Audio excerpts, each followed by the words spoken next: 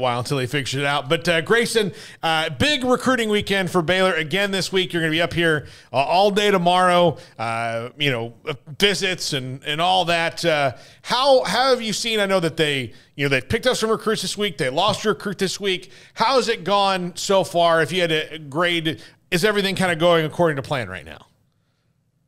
Yeah, I mean, it was kind of an interesting week. And, I mean, obviously the first weekend was definitely a success. I mean, they got 2 commitments from guys who were on that first official visit trip in Trent Thomas and Corey Kelly.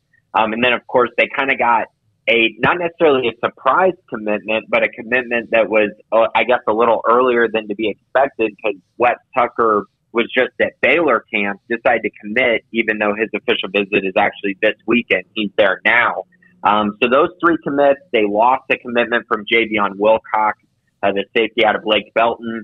And then he actually flipped his commitment immediately to TCU. So not necessarily like that was surprising. He took an official visit there, but more surprising because of how long he had been committed to the Baylor program. So overall, I think they're in a really good spot. I would probably give it a B+, and it's leaning towards an A because there is another guy out there who I feel like could potentially be close to committing, but he's going to take his time a little bit. So if that one were to happen this week, probably would have been an A for me. So they did some really, really good things on the recruiting trail after official visit weekend number 1. Grayson, coming in, obviously you get the commit last week from Wes Tucker along the offensive line, but one key target that's going to be in the town this weekend is Isaiah Robinson, the offensive lineman from Arlington Lamar. What does Baylor need to do to what do you think they need to do this weekend to leave the right impression on him and hopefully see if he can leave Waco with a commit? Yeah, I mean, so he's a guy who obviously has a bunch of really good offers, and I talked to him earlier this week, and he mentioned LSU, Auburn, Oklahoma State, and Texas A&M are kind of 4 schools who are really vying for his final 3 official visits. So far, Cal got one last week, and then Baylor's got one this week. So he's got 3 more left. And those final 3 are pretty much going to make up his final 5 schools. And an interesting thing that he told me was that Howard might actually end up getting an official visit for him. So there's a lot of schools contending there. But if Howard takes one and then there's only 2 spots left, I mean, Baylor's got to feel really good about their chances to land Isaiah Robinson. But, one thing I would say about him is he's not your typical recruit. He's really looking for a feeder program that's going to maximize his potential. He's big into feeder arts. And so that's why some of these schools have really remained big contenders for him, especially Cal and Howard.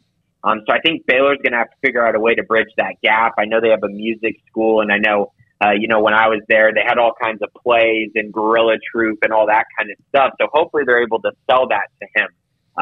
So yeah, that's kind of the area I would say, he's got a great relationship with Eric Mateos, and he's a top 250 prospect in the nation, a 4-star guy. So obviously he'd be a nice get at the tackle position.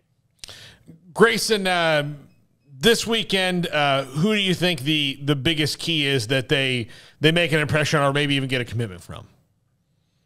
Actually, guys, I don't even think that it's a guy that's not committed. I mean, I think the headline is Austin Novosad, right? I mean, this is one of the best quarterbacks in the entire country. He's committed, but he took that official visit to Ohio State. So, it's kind of up in the air. And they really need to show him and continue to show him that Baylor's the place for him. So he would actually be the one that I would go to that, they need to continue making that impression. But if we're going to go to a guy who maybe isn't committed to Baylor, I think I would kind of look at Franklin running back / athlete Bryson Washington. And the reason I say him is because he committed to SMU 5 days ago after his official visit there and then decided to take an official visit to Baylor. So it's just an interesting situation. Usually you don't see flips happen that quickly. So I think for Baylor's then, they really got to go in there and show him that he's a priority because he's been a guy who's been on their radar since 2020, but they were looking at him as a safety back then. And now as time has gone on, they didn't offer. They took their time, waited and waited, and then they finally decided, you know what, maybe this guy can play running back at the next level. And they finally offered just a couple weeks ago. So he's a guy that I would definitely keep an eye on. I think he fits their scheme really well, especially if he lands at running back, which I think he would at Baylor. How important, though, is it to impress the guys like, Jaron Woods or Brendan Bett, some of those defensive linemen who are going to be on campus as well Saturday? Yeah, massive. I mean, they really got to start making more of a dent on the defensive line. And they were able to pick up a commitment from Trent Thomas, the defensive lineman out of Fort Bend Marshall. But he's a completely different type of player than the other guys that they're recruiting, because he's only 237 pounds. And, that's solid weight. But Baylor does need some guys that are a little bit heavier, a little bit more ready to come in and play right away. And when you look at a guy like Brendan Bett, for instance, I mean, he's lost weight to get down to around like 272, which he's at now, 6'5", 272. But he's a guy who can easily get to, 280, 285 and play pretty early. So that's a big one. Also, he's in the Central Texas area, so that would also be a big get for them in that regard. And then Jaron Woods is actually a guy who I think is one of my favorite defensive line prospects that Baylor's offered. And the reason for it is, I mean, if you just go look at his film, the guy looks like he's got a +8 wingspan. I mean, it's just ridiculous. He looks so raw on film, but you can see the clear upside in the ceiling there with his frame and everything that he could bring to the table. It's kind of like he's a Gabe Hall light. He's not as tall as Gabe is, but he's got that same kind of rawness to him that you feel like, oh man, that could definitely translate to the collegiate level really, really well. So Woods is definitely a guy, they also want to make an impression on. And, you kind of mentioned it. Defensive line's an area that they haven't had a ton of success with quite yet, but I expect that to turn really quickly. And after the first official round of visits, getting Trent Thomas, and then I feel like they're in a great position with Ridgepoint defensive tackle DK Kalu as well. So they're making up some ground, but you're right. They need to continue momentum in that direction. I'll play devil's advocate. Let's say all hell breaks loose. Novosad does not come to Baylor. Where do they turn in that situation? Who are some of the 2023 names as a backup plan, or maybe a 2024 guy that people should keep an eye on in case everything hits the fan? Oh man, I don't even. That would just be. That would just be really, really terrible, wouldn't it? They've invested so much into Austin that it's really hard to imagine, them having to do a complete overhaul and figure out what they're going to do at the quarterback position. So I think the first thing I would say is if they don't land Austin, I think it's pretty clear that they're going to have to take a transfer next spring. I just don't see any way they avoid that, because I think any quarterback you take at this point is going to be a project. Is going to be a guy that's going to take some time. I'll give you one name that's kind of come on my radar, honestly, recently, probably in the last, month or so. But Cade Testier out of Lake Creek High School in Montgomery, he's an interesting one. When I turn on his film, he kind of reminds me a little bit of Colin Klein. And I'm not saying that's great. Colin wasn't the most accurate thrower, but the guy was a winner. The guy made a lot of throws, won a lot of games in college. So he's the guy that I would look at. I think that you'd probably go out of state and go look at Ricky Collins, the Purdue commit. I think he'd be another guy who I would kind of just test the waters a little bit with. I know, it's just hard, guys, because Baylor doesn't really have a great relationship with any of these quarterbacks because they've put all their time into Austin. And so that makes it really tough, right, when you're trying to figure out where they would go next. I know, they had a relationship with Jake Strong, who's committed at Texas Tech right now, so maybe they try to turn around and go, talk to him more. But I think the odds of that are probably pretty low since they take the Austin over him initially. It would just be kind of a mess. And to be honest, I think the only sure thing is they would likely take a transfer. Yeah, Grayson, that's kind of the world we're living in right now, though, because you can't really, get out over your skis on quarterbacks because, if you signed 2 in one class now, you're promising that whoever is far behind is gone before they've seen the field for you, even if they're ready or not.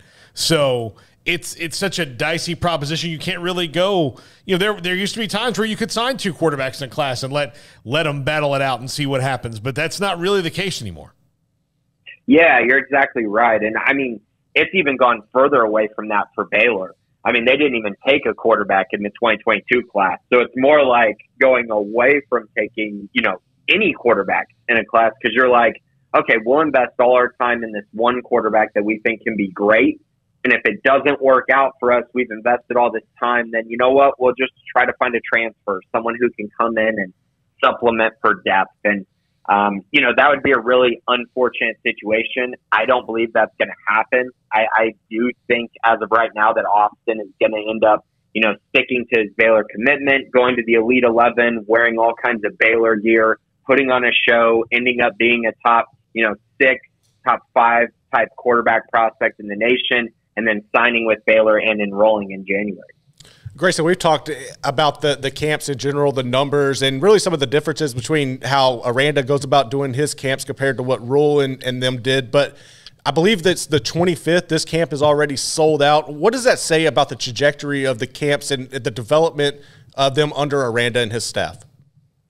Yeah, it's huge. And when I was at the camp this past Saturday, I heard that, the numbers are getting closer to 2019, getting closer to where they were that last year when Rule was there, when, they had been in the Big 12 championship. They went to a Sugar Bowl, had a lot of momentum. Baylor's numbers are getting much closer to that point. And I think that's really exciting, right? Because it shows that a lot of prospects are having interest in Baylor. And that's big, right? Because you need to be able to showcase these camps to all kinds of students from all over the state of Texas and even outside the state of Texas. So it's massive. You want schools like, throughout the state, the big schools, they're really good at football every single year. Duncanville, DeSoto, you want these type of schools to bring, 7, 8 guys to a camp and just allow them to experience Baylor, because in the long run, that really helps you down the line in recruiting, and it helps you build those relationships even more than when the coaches are out on the road. So,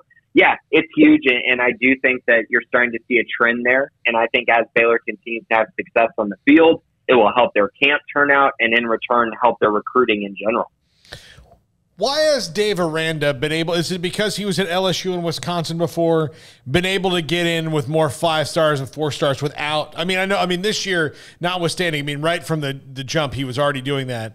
Then because Matt Rule and Art Browsworth kind of had to prove that you could win at Baylor, and then he got to maybe combine those two things together, that he'd won a national championship recently and you can win at Baylor. It doesn't really matter who you are if you do it right. Yeah, I would say that Rule getting to a Sugar Bowl in 2019 definitely put Baylor kind of back on the map as far as winning games. And then I think 2020 happened, and it was kind of forgivable, especially since, the next year Aranda gets them back to a Sugar Bowl. So, 2 Sugar Bowls in the last 3 years, I think that says something about the Baylor program, and I think it shows that, they're really competitive in the Big 12 and nationally. They're very, very competitive as well. So I think all of that has helped Aranda get to this point. And then, like you said, I think that, I think the thing that he brought from LSU and Wisconsin was just the organization of the recruiting department. And I think that's really helped him, come to Baylor and figure out what he likes and doesn't like as a head coach, and then be able to assemble a really good recruiting department mixed with coaches who love to recruit as well. And I think that combination can really help things. And I think it has so far. Now, there's still work to do. If you look at this 2023 class, there's still a lot of work to do, especially on the defensive line and in the secondary. So there's still things they need to prove before they start landing, every single 4-star they start offering. They've had misses. But in general, I think they've done a really nice job with their evaluations and a really nice job building relationships. Do you think recruiting has gotten harder at Baylor? I was thinking about this earlier because I'd had the article out about LeVar, and a lot of the fans were going in saying I put a curse on him because Baylor was the first offer. But in years past, it was like if Baylor offered somebody, a lot of bigger schools weren't really going to dial in on that recruit. They were kind of back off and, Baylor's got him. We don't need to worry about it. But now, if Baylor jumps out on somebody, we've seen that it's more than likely a player who's going to be able to be developed, be able to be coached properly, and go on to have success. So has that made things a little more difficult for Aranda and the staff to navigate, saying, okay, we've identified a prospect, we've sent the offer out, but now we got to hold off all these other big-name brand schools who might be coming after him? Yeah, it's really interesting because I do feel like Baylor's kind of been in that situation for a while now. Because I even think with Rule, you had those few schools, specifically, it was Arkansas and Texas Tech, and there was that running joke that every time Baylor sent out an offer, those staffs were just immediately hitting send, to send out another offer, because it felt like they were happening immediately after Baylor offered. But nowadays, it is still similar. It's still happening to Baylor. And, it's interesting, though, because I think it just shows Baylor's finding prospects or finding really talented prospects and guys who fit, pretty much any culture of a program, which is big as well. And, you kind of look around at their class and you see a guy like Austin Novosad, for instance, where his first offer was Baylor, and now he's really blown up. And, I mean, he's one of the best quarterbacks in the country, and everyone is kicking themselves that they didn't offer them sooner. Because Austin went to all these camps, went and visited all these schools, and left without a bunch of offers, whereas Baylor offered right when he came to a camp. So he's one, and, there's others. And I do believe that, it's one of those things that Baylor has to battle a little bit, and that's also why they got to be a little choosy on the guys that they do offer, because it's like, is it worth offering this guy if he already has, a million offers? Mm-hmm. And while they've shown at times to not care about that, I also think at times they kind of have to be selective in that process. And that also goes with offering guys early. You want to make sure that you're offering a guy that you really, really want, and not just offering a guy to get ahead of everyone else, because a lot of times that doesn't work out very well. Grayson Grundhoefer, Sic'Em365.com. Grayson, drive safe up here early tomorrow morning, buddy. All right. Thanks, guys. Have a good one. All right. Follow Grayson's stuff on Sic'Em365.com. If you're not a premium member, then you be